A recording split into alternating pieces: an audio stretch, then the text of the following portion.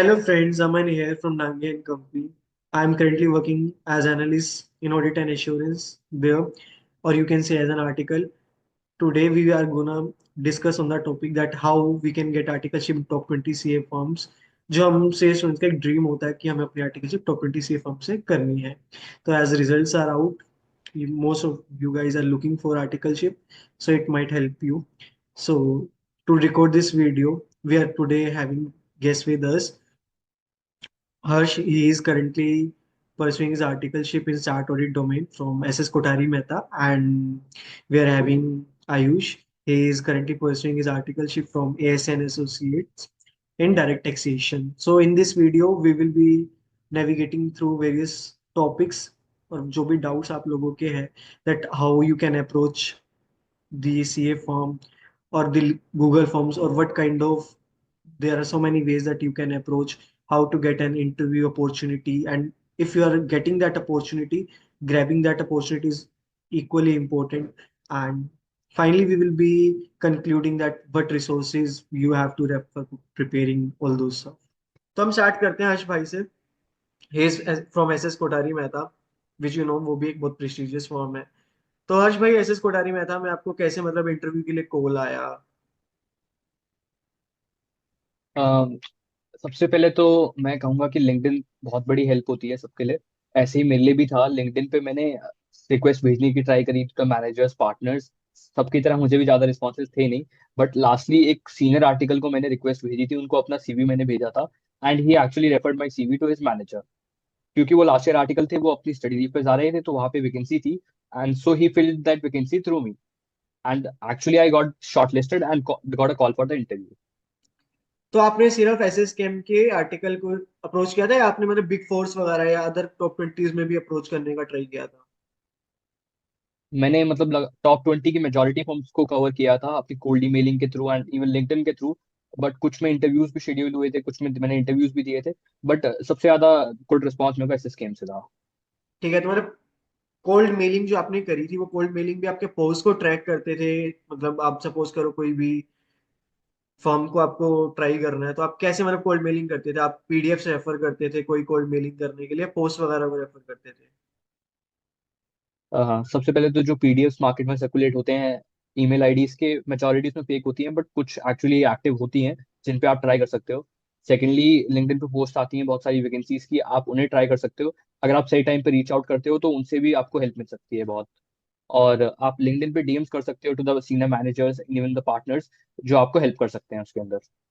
हाँ, इसमें भी मेरे एक ऑनेस्ट ओपिनियन है, जो पीडीएफ आती है ना इसमें 90% तो आईडीज इनएक्टिव होती है या फिर आपको रिप्लाई बहुत कम, रेयर चांस है आने का.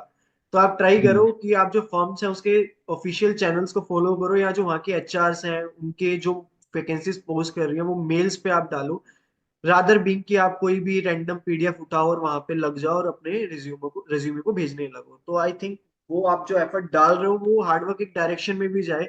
ऐसे ही नहीं आप कहीं पे भी मेल भेज रहे हो एंड टारगेट सेट करो, आज 100 मेल भेजनी है तो कहीं भी भेज रहे हो. So that should also be considered कि आप जो है मेल्स भेज रहे हो, कोल्ड मेलिंग कर रहे हो, बट वो कोल्ड मेलिंग भी एक डायरेक्शन में कर रहे हो. ठीक है. तो हाँ। हर्ष भाई, मतलब आपने कोल्ड मेलिंग करी, आपने लिंक्डइन पे लोगों को सर्च करा एंड बेसिकली आपको एक रेफरेंस मिला एक आर्टिकल का. तो आप उस हाँ, आर्टिकल को जानते थे या फिर आपने लिंक्डइन के ही थ्रू उसको, मतलब वो आपका फ्रेंड बना और ही रेफर्ड? नहीं, मेरा ऐसा उस आर्टिकल से कोई पर्सनल कनेक्शन नहीं था but I approach him through LinkedIn only and he accepted the connection request. I sent him my message regarding with referral and he was okay with that. He just gone through my CV once and he actually gave me two corrections that I should do in my CV. Then I did that and I sent him again, and he then sent give me the email ID of that manager under which he was working, and I sent that CV to the manager giving him in CC, and the manager gave me a call through so that लोग chat. तो लोग help करने का थोड़ा सा तो मतलब try करते हैं, मतलब बहुत से लोग तो ट्राई नहीं करते हैं, बहुत से लोग आपको मतलब रिवर्ट बैक भी नहीं करते हैं, इग्नोर कर देते हैं मैसेजेस को. बट कुछ लोग करते हैं मैसेज, तो मतलब आपको हाँ। ऐसा डिमोटिवेट नहीं होना है कि कोई भी रिवर्ट नहीं आ रहा है, कोई मेरे को लिंक्डइन पे मैं कनेक्ट करता हूँ मुझे एटलीस्ट रिप्लाई भी नहीं करते हैं लोग. तो लोग रिप्लाई कुछ लोग करते हैं बिकॉज वो भी उस सेम फेज से गए हैं. सही बात। तो फिर आपने जब एसएस कैम्प में ज्वाइन, मतलब आपके फिर यहाँ पे जो इंटरव्यू स्केड्यूल हुआ तो इंटरव्यू शेड्यूल होने के बाद आपके कितने राउंड्स हुए थे इंटरव्यू के, मतलब दो थे, तीन थे, कितने राउंड्स हुए? मेरे 3 राउंड्स हुए थे एसएसकेएम में इंटरव्यू के। फर्स्ट ऑफ ऑल तो एचआर राउंड था जो टेलीफोनिक था। First of all over call पे जो उसने 2-3 बेसिक क्वेश्चंस में से करे थे। उसके बाद एक टेक्निकल राउंड था with a senior executive. And lastly मेरा एक पार्टनर राउंड था जिसके अंदर कुछ बेसिक क्वेश्चंस पूछे गए थे। ठीक है, तो मतलब एचआर राउंड था सबसे पहला आपका। तो एचआर राउंड में आपसे कौन कौन से हम्म। क्वेश्चन थे जो जनरल क्वेश्चन थे? जो एचआर राउंड जो है ना, एक बहुत बेसिक राउंड होता है, डू और डाई वाला राउंड होता है। यहाँ पे जो है आपको बिल्कुल भी एलिमिनेट नहीं होना है, मतलब यहाँ तो कॉन्फिडेंस ही की होती है। और यहाँ पे अगर आप एलिमिनेट हो रहे हो तो मतलब आप ये समझो कि आपने इंटरव्यू शेड्यूल कराया और आप मतलब नो बॉल पे आउट हो रहे हो। ठीक है, कि मतलब आपको सबसे ज्यादा जो हाँ। आपको अपॉर्चुनिटी मिली, आपने बिल्कुल मतलब फर्स्ट एंट्री पॉइंट पे जो सबसे इजी पॉइंट था वहीं पे आपकी खराब हो गई। तो आपको यहाँ पे जो बेसिक क्वेश्चन है इसके लिए तो बिल्कुल वेल प्रिपेयर्ड जाना है। तो वो कौन कौन से क्वेश्चन थे हर्ष भाई जो आपसे एचआर ने पूछे थे? फर्स्ट ऑफ ऑल एचआर ने मेरे से स्टार्ट किया कि मेरा इंटरमीडिएट कब क्लियर हुआ था, व्हाट वाज माय स्कोर, मेरे नंबर ऑफ एग्जामिनेशंस कितने थे, क्या मैं ट्रैवलिंग से ओपन हूँ कि नहीं, और लेट नाइट सिटिंग्स ऑब्वियसली क्योंकि एसएसके में वर्क प्रेशर तो सबको पता है। उसके बाद he was they were like कि स्टार्ट ऑडिट क्यों चाहिए आपको domain, why not big force, आप बिग फोर्स के लिए क्यों नहीं ट्राई कर रहे with a score like that. और एक चीज मैं एचआर राउंड के लिए कहूंगा कि you should be prepare with the answers of this particular questions क्योंकि ये रिपीटेटिव क्वेश्चंस हैं और आप एक्सपेक्ट नहीं कर रहे होते हो कि कभी भी आपको एचआर का कॉल आ सकता है। तो आपको जब तक वो प्री क्वेश्चंस रेडी नहीं है आंसर्स आपके, आप नहीं दे पाओगे उसको। हाँ, पहले तो हम ट्राई कर रहे होते हैं कि कहीं से स्केड्यूल हो जाए, और जब फिर एकदम से कॉल आता है तो हम आंसर नहीं कर पाते हैं, और फिर वहां पे एकदम से हमारी अपॉर्चुनिटी हम लूज कर देते हैं।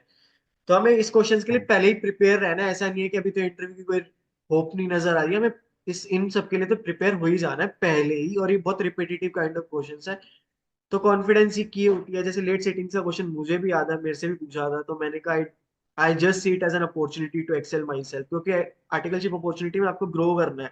अगर आप यहाँ पे भी बोलोगे कि मुझे हम्म। मैं लेट सेटिंग से कंफर्टेबल नहीं हूँ या वो नहीं हूँ, तो they might not be hiring you. So हमें थोड़ा मतलब ऐसा पॉजिटिव आंसर देना है, हमें कोई नेगेटिव आंसर नहीं देना, हमें अपने आप को हायर करवाना है वहां पे। ठीक है, ऐसा नहीं है कि हम नेगेटिव आंसर दें या फिर रियलिटी में बहुत ज्यादा डेल वो करके, मतलब फिर वो थोड़ा हाँ। सा होता है कि एचआर पे बहुत नेगेटिव इंप्रेशन आता है, और एचआर पे ऑलरेडी बहुत से कैंडिडेट्स होते हैं, तो वो बहुत कम टाइम में आपको रिजेक्ट कर सकते हैं। ठीक है, तो हर्ष भाई उसके बाद आपका कौन सा राउंड हुआ था?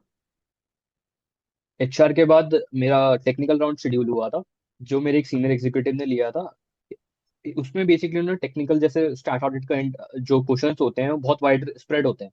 ऑडिट तो उन्होंने मेजोरिटी कवर किया ही था कि आस्क मी टीडीएस, इवन एक फेवरेट हेड पूछा था उन्होंने मेरे डीटी में कौन सा है।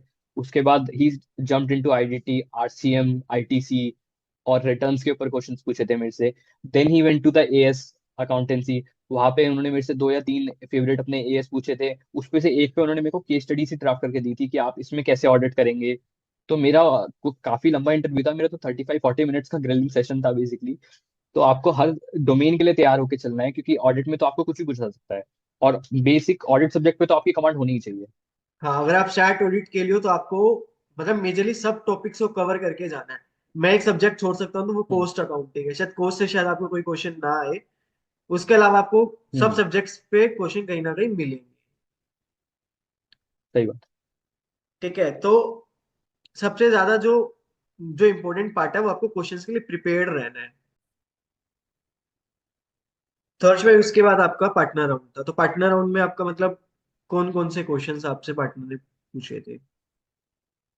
पार्टनर राउंड मेरा तो बहुत लाइट था बेसिकली। पार्टनर ने मेरे से बेसिक कॉन्वर्सेशन करी कि आपका फैमिली बैकग्राउंड क्या है, आप कहाँ स्टे करते हो, क्या आप ओपन हो ट्रैवलिंग के लिए, रिपीट क्वेश्चन था। और स्टार्ट ऑडिट में आप क्यों इंटरेस्टेड हो, क्या आपका ऐसा कोई बैकग्राउंड था स्टार्ट ऑडिट में, किसी ने आपको मतलब कोई फैमिली में सीए था जिसने आपको इनकरेज किया फॉर द स्टार्ट ऑडिट। और यही बेसिक क्वेश्चंस थे उन्होंने मेरे से पूछा। इसके अलावा तो टेक्निकल तो एक आध कोई रैंडम क्वेश्चन उन्होंने मेरे से पूछा होगा, ज्यादा तो बेसिकली कॉन्वर्सेशन क्वेश्चंस थे।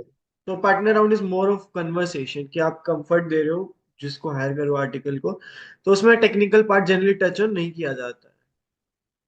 हाँ, जनरली नहीं करा जाता, बाकी वेरी करता है आप किस फॉर्म में दे रहे हो। हाँ, जनरल वो फिर डिफरेंट। कॉन्वर्सेशन है।